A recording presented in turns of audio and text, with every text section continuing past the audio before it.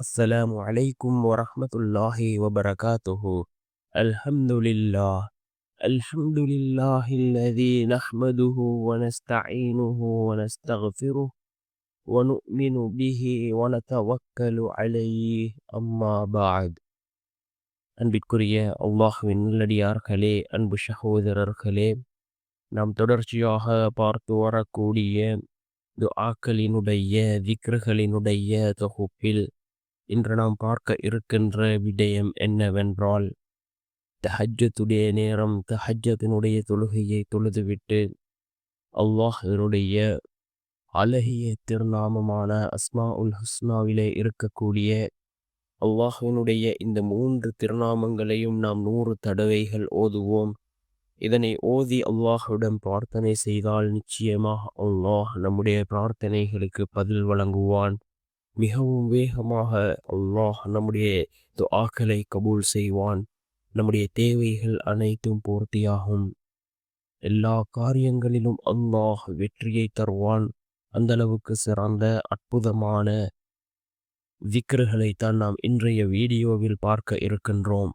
அன்பார்ந்தவர்களே, அல்லாஹ்வின் நல்லடியார்களே, அதிகமானோர் நம்முடைய சேனலை சப்ஸ்கிரைப் செய்யாமல் பார்த்து கொண்டிருக்கின்றீர்கள்.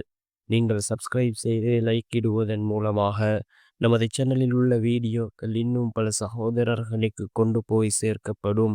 அவர்கள் அதனை பார்த்து பயனடைந்தால் அதற்குரிய கூலியை அல்லாஹ் உங்களுக்கும் வழங்குவான்.